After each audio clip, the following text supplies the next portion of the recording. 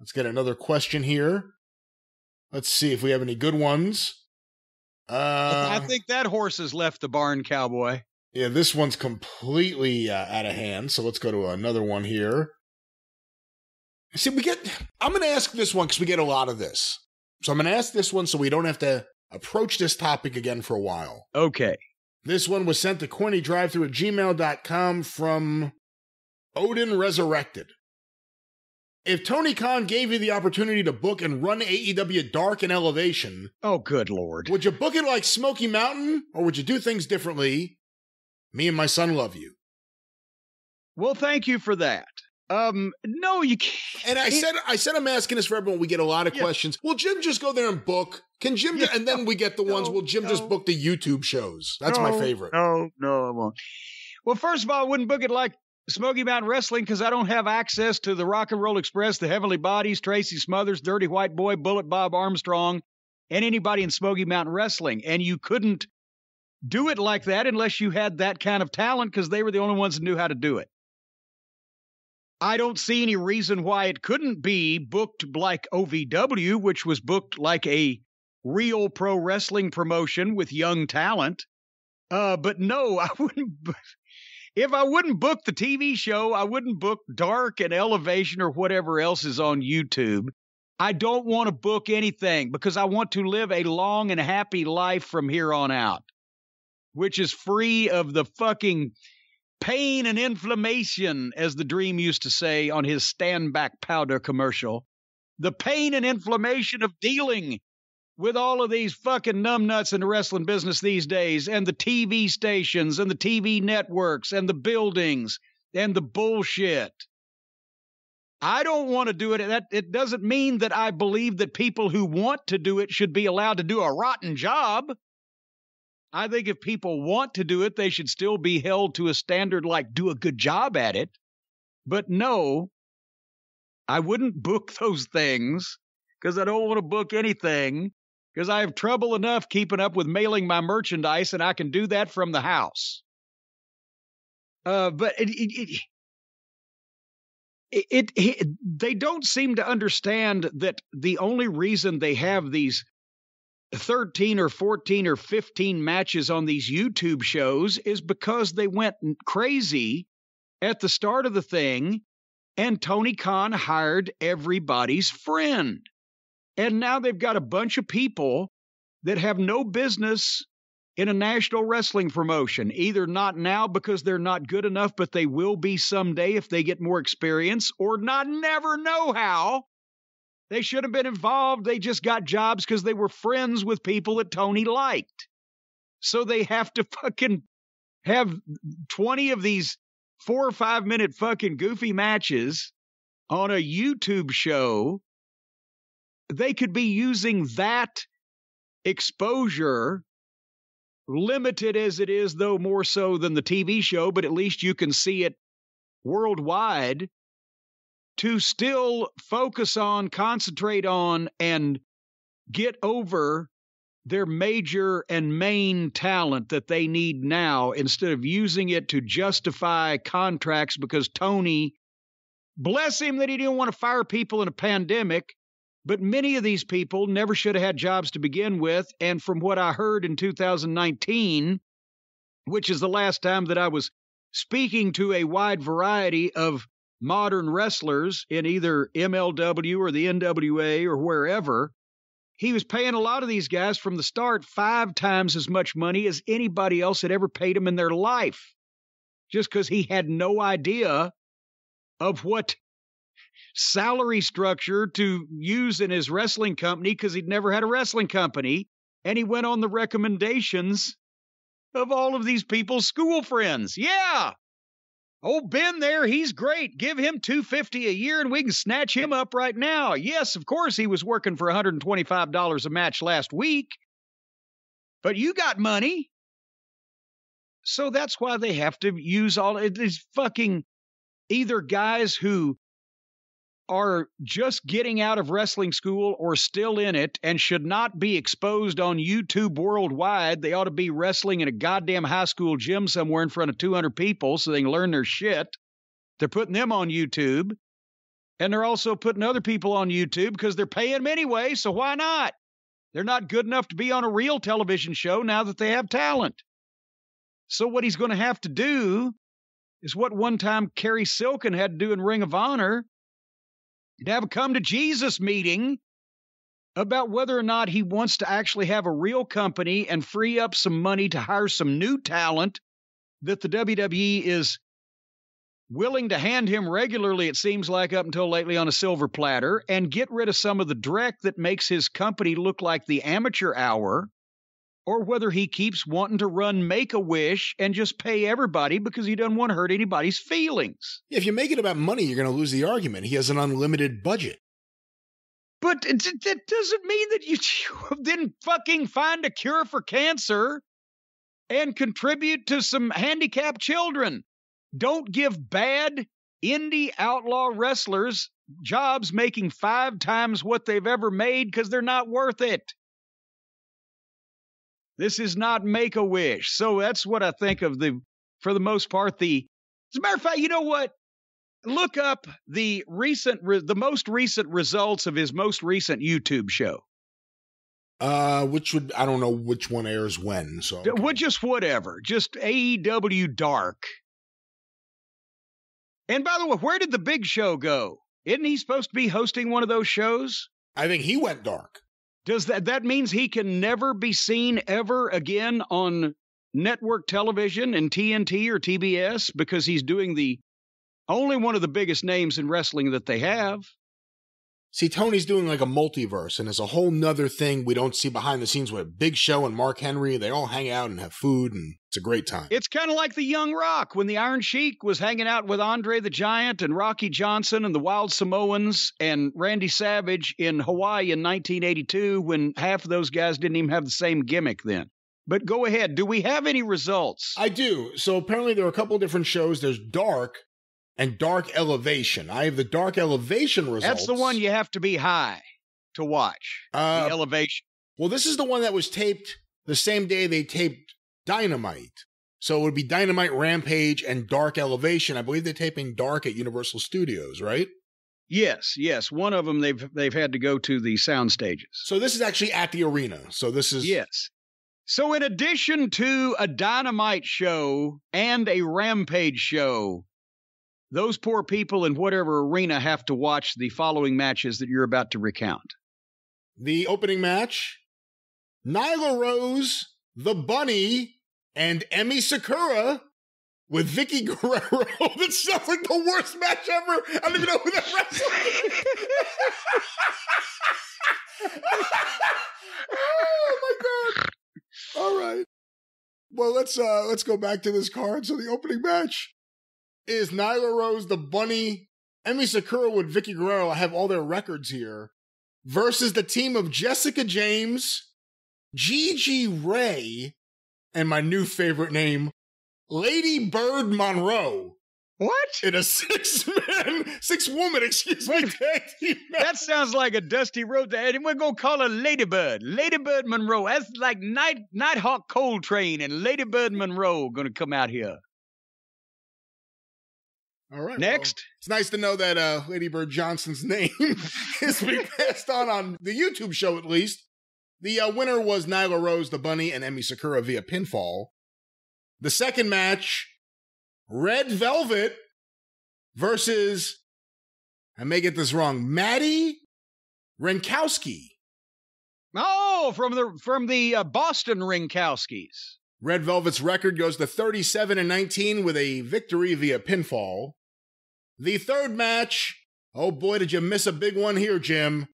Bear Country coming in with a record of 12-9, going against Chaos Project, coming in with a record of 3 wins and 21 losses. And the Chaos Project are Luther. Oh, Jesus. And Serpentine. Excuse me, not Serpentine. Serpentico. Serpentico.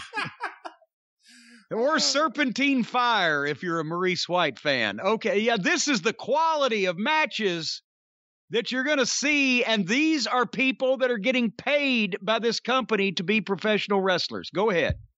The winner, going to 13-9, is Bear Country. In the fourth match of the evening, Andrade El Idolo with Jose, the assistant, versus Quan. The winner, Andrade El Idolo, going to 8-4. He won via pinfall. The fifth match, Thunder Rosa, coming in with an impressive record here. Wow, where were all these matches? 42-6. What? 42 wins, 6 losses. You've been on TV 3 times. Versus Amber Rodriguez, coming in with a record of 0-0, obviously an even fight. Thunder Rosa wins via pinfall. The sixth match, Jim, you could be booking this. The Dark Order, comprised of Evil Uno, Stu Grayson, and Preston Vance, versus 2.0 and the Hardy Family Office, consisting of, well, actually, I don't know who it is. It says 2.0 and Matt Hardy Office, and it says Matt Hardy, Isaiah Cassidy, and the Blade, so that's 3 people. And then 2.0 is 2 people. And it's a 6-man. I don't know what happened here. Yeah, I don't know. The winner is the Dark Order via submission. And that was Dark Elevation. They shot all that with all that fucking green subpar talent in front of a big arena of people that came to see Dynamite with Punk and Danielson and Page and blah, blah, blah. And also, as I mentioned, they're paying all those people. He's not running Make-A-Wish, but it sure does seem that way because most of those people would not actually be on a legitimate wrestling production if it weren't for the kindness of the benevolent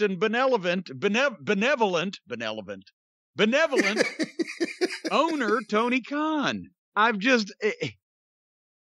again, Luther, just because he's Jericho's friend, Cutlet, and one of the other Stooges, because they were high school friends of the Hardley Boys, and Knock It Off, and all the Japanese girls, because they're friends of Twinkle Toeses. And you can trace the family tree, and then all the people you've never heard of because they're in their wrestling school. So let's put the people in the wrestling school in front of 5,000 people at the big building in Dallas. When the WWE would come to Louisville and run Freedom Hall back in the day because Louisville was one of their hottest towns since we were doing the groundwork for them here, they'd sell out. And we would pick 1 or 2 matches involving the OVW talent that was under contract that would get to be showcased on that event based on these are the top guys. It's the tag team title on the line or the heavyweight title on the line or main event guys in OVW, so that the WWE brain trust could see them in action in front of one of their own crowds. And at the same time, 20,000 people in Louisville would see what OVW was about. And we weren't going to put guys in the amateur class out there in front of 20,000 people in Freedom Hall. It was our best. And they made an impression, and it helped our business, and it helped them grow. All you're doing when you're putting these greenhorns on in front of 5. Well, look at Dante Martin, fell completely apart and looked as worse as he's ever looked against MJF last week on television because it was too big, too fast, and he wasn't ready for it.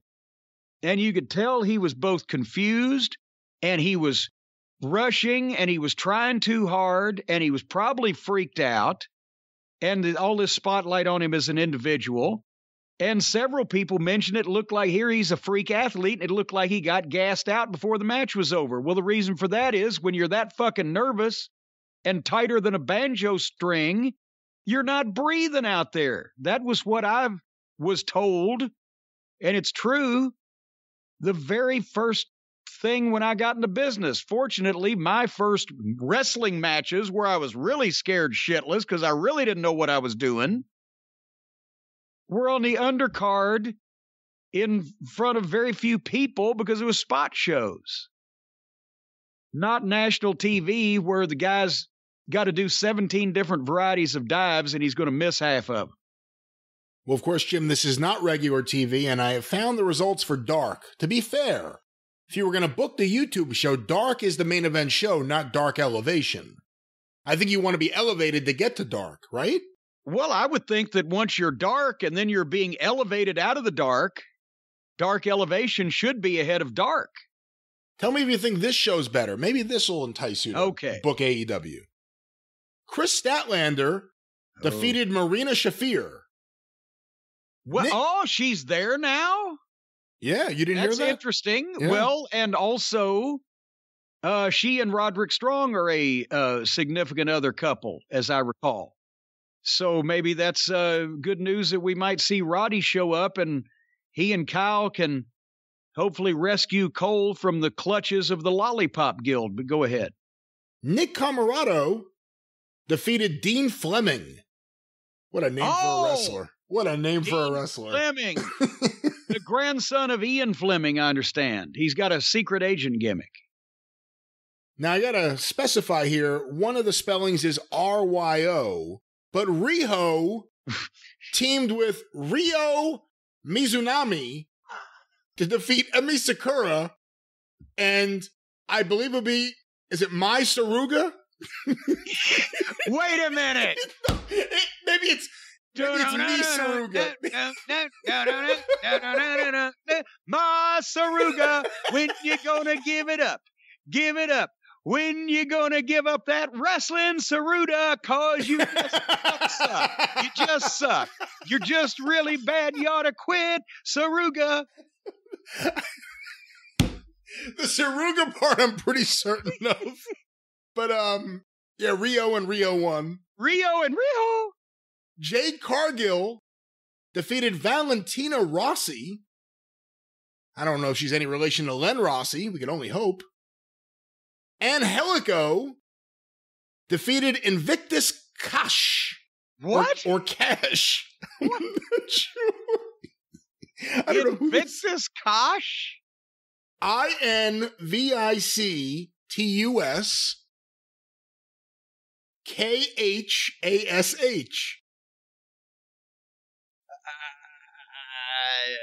It's one of the options. Invictus. That's an odd first name. Invictus. Wait a minute. Hold on. I've heard that word before. Inviolate, invisible, investment, invidious.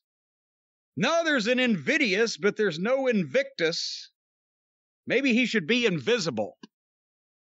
Well, the next match was a handicap match. Heather Monroe lost to the team of Ty Conti and Brody Lee Jr.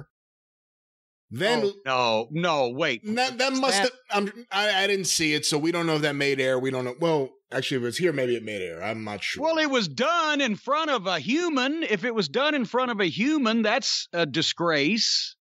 They've put the kid in matches now with girls. That's. Oh, I didn't realize that was the problem. Okay. Well, no, I'm just